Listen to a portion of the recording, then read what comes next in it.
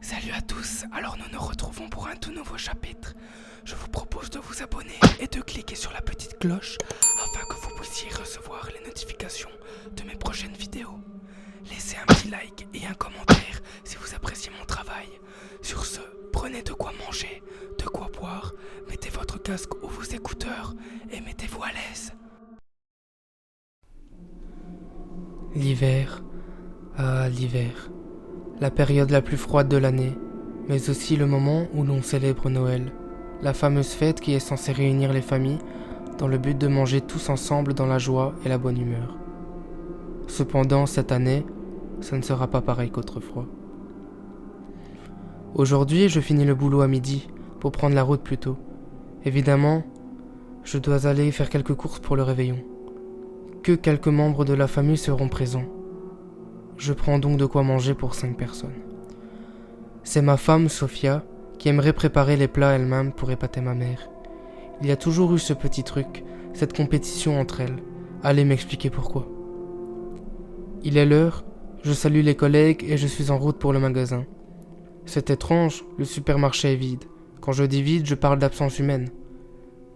C'est la veille de Noël et d'habitude les magasins sont bondés. À croire que Noël est mort et que plus personne ne le célèbre. Je ne vais pas râler, il n'y a pas de file d'attente. Mais je me réjouis trop vite. Aucun vendeur. Incroyable, n'est-ce pas? Je ne tarde pas à réfléchir à ce que je vais faire. Je prends la bouffe et je sors sans payer. La ville n'est pas agréable, le temps est mauvais. La brume s'élève au fur et à mesure que les minutes passent. Je me hâte à retourner dans ma caisse avec les courses. J'essaie de joindre ma femme au téléphone. En vain. Le moteur grogne, les phares sont allumés. J'envoie un message pour prévenir les enfants de mon arrivée. J'ai 2 enfants, une fille et un garçon. Mathias, lui, a 8 ans, il aime beaucoup les jeux vidéo et collectionner des objets vintage. Pauline a 15 ans et préfère cuisiner ou dessiner selon le temps libre qu'elle s'octroie en fonction de l'horaire scolaire. La grande adore les animaux. On avait un chat dans le passé. Malheureusement, il a disparu du jour au lendemain, sans laisser de traces. Elle aimait beaucoup le petit Max, et pourtant, elle n'était pas à un niveau de tristesse auquel je m'attendais. Quelques jours après l'incident, la voisine a retrouvé le corps froid et dur de notre animal devant notre trappe menant vers la cave. C'est un endroit où on ne va pas souvent. C'est une partie de la maison qu'on a délaissée au fil des années. On a tous été touchés par la nouvelle, mais sans plus. Ils ne font pas de sport, mais ma fille était inscrite dans un club d'équitation l'année passée. Pourquoi elle n'y est plus, me diriez-vous? Ce n'est pas pour une cause banale, si je puis dire. En effet, plusieurs chevaux ont été retrouvés, un matin, ensanglantés et dévorés. Une scène d'horreur pour nous tous, et surtout pour les enfants qui pratiquaient l'équitation avec ces chevaux, demeurant désormais sans vie. On pouvait voir dans leurs yeux écarquillés et effrayés de la peur, de l'angoisse.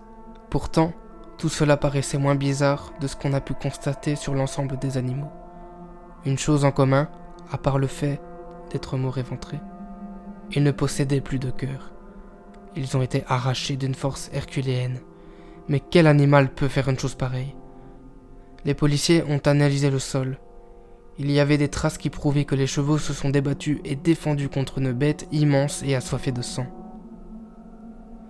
Les mois passent et petit à petit, l'affaire des chevaux n'était plus qu'une histoire sans importance. À l'heure d'aujourd'hui, tout est calme, et je dirais même beaucoup trop calme. Je suis encore sur la route et je n'ai toujours pas de nouvelles de ma femme, ni de mes enfants. Je sonne alors à ma mère pour savoir où elle est et si je dois venir la chercher. Alléluia, enfin une personne qui me répond, à croire qu'ils sont tous occupés à je ne sais pas quoi faire. Allô maman? Oui, mon chéri. Tu te portes bien? Tout va bien? Bien sûr, mais pourquoi cette question? Je m'inquiète à propos des enfants et de Sophia. Ils ne répondent pas au téléphone. Et tant que j'y suis, je passe toujours te chercher, Bon, écoute, ici, je finis de me préparer. J'ai reçu un message de Pauline ce matin, disant que ta femme ne se sentait pas très bien. J'ai donc téléphoné pour en savoir davantage. Alors de la fièvre, le cœur qui bat plus vite et plus fort, comme un tambour. Je lui ai donc conseillé de de faire venir le médecin. Et alors? Il est venu? Je ne sais pas, depuis cet appel, plus rien. Ok, je me dépêche, maman, j'arrive tout de suite. Ne t'inquiète pas trop, je suis sûre qu'il se porte bien. Je vais essayer. Bisous. Ce n'est pas ce que j'ai fait. J'accélère, je crie des feux rouges, je sens que quelque chose ne tourne pas rond. Je pense qu'il y a anguille sous roche.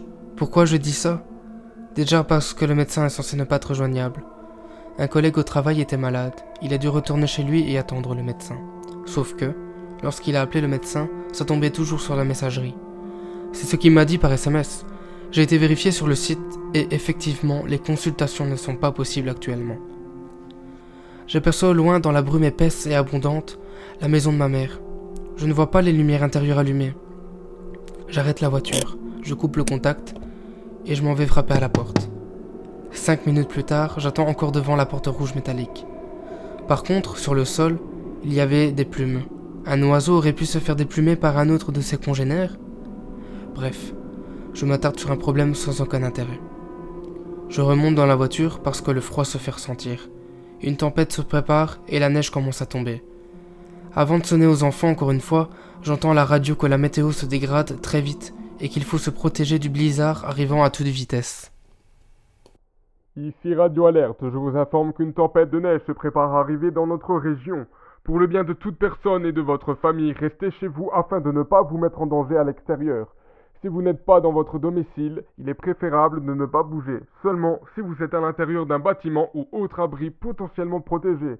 Je vous souhaite malgré cela un bon réveillon et un joyeux Noël. Je change de radio pour voir ce que dit celle-ci, mais beaucoup d'interférences se font entendre. Je check mon smartphone, plus aucun réseau. Je suis coupé de tout contact extérieur. Seul dans la voiture, sous cette couche de froid mordant, je peux juste voir le sol qui est déjà recouvert d'un large tapis de neige. C'est d'un blanc séduisant, mais plutôt traître. Chaque trace est enregistrée par la neige. On peut y voir les dernières empreintes humaines ou animales ou quelles que soient d'autres. J'ai besoin d'aide. Faire intervenir la police dans cette situation est-il une bonne idée?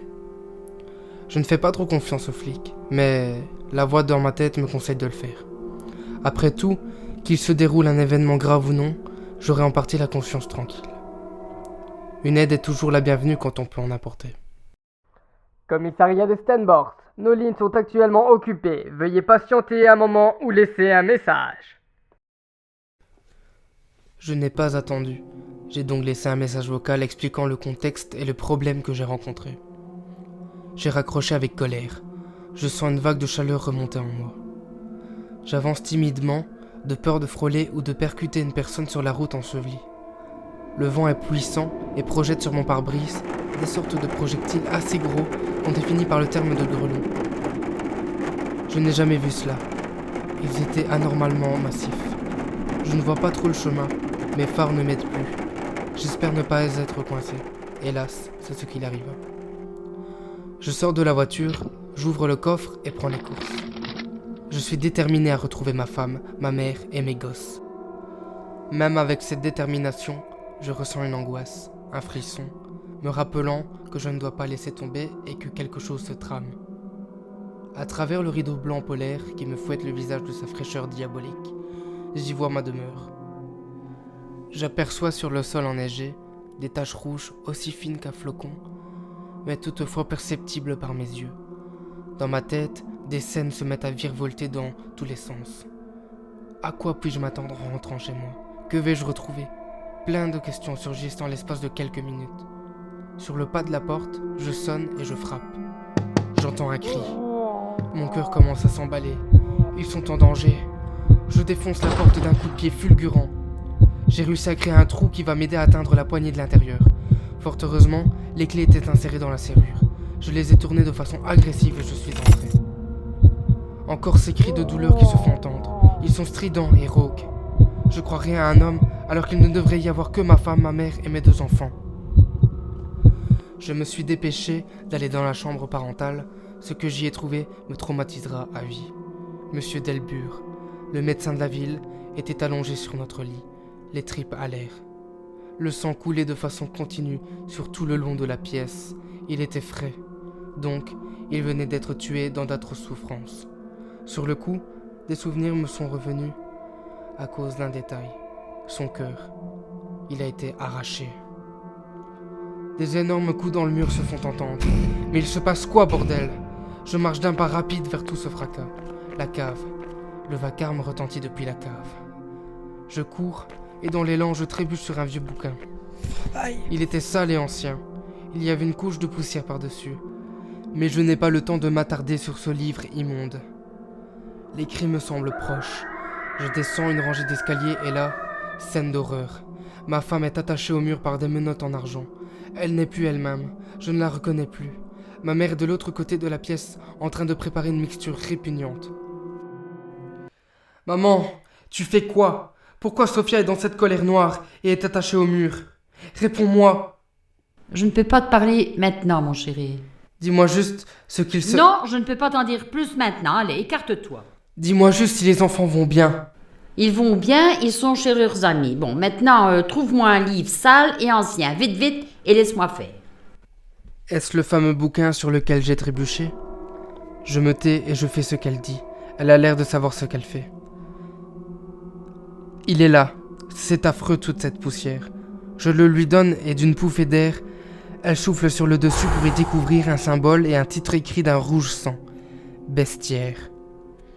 Elle sort un flingue d'une mallette assez volumineuse et peinte d'étoiles encerclées. J'essaye de l'arrêter pour lui parler mais elle ne me répond pas. Je me place alors devant ma femme pour que ma mère ne tire pas sur elle. Sophia m'attrape la jambe. Je peux sentir des griffes.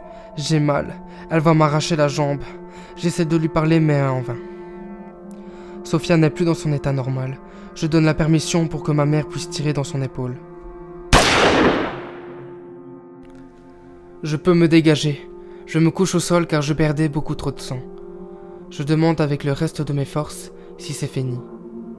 Ma mère, avec essoufflement, me répond que non. Il reste une chose à faire, attendre que le jour se lève. La nuit va être longue, surtout en voyant ma femme se tordre de douleur depuis le coup de fusil. Ma mère me propose de soulever ma jambe afin qu'elle puisse me la soigner. Par la suite, je suis le seul à m'endormir, et en un instant, je m'écroule. Je sens une once de chaleur me caresser le visage. J'ai récupéré assez de force pour me mettre assis. Sophia était couchée sur le sol. Ses yeux sont comme avant, sa crise. Ma maman me regardait avec un air désolé et triste. Elle m'explique enfin ce qu'il se passe.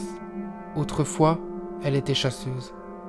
Chasseuse de créatures telles que les vampires, les djinns, mais aussi des loups-garous. Elle les traque depuis son plus jeune âge. J'en ai pris un coup au cœur. Ma famille me cachait des choses depuis le début. La balle qu'elle a utilisée pour tirer sur Sophia était faite d'argent. J'ai compris que Sophia était une louve-garou.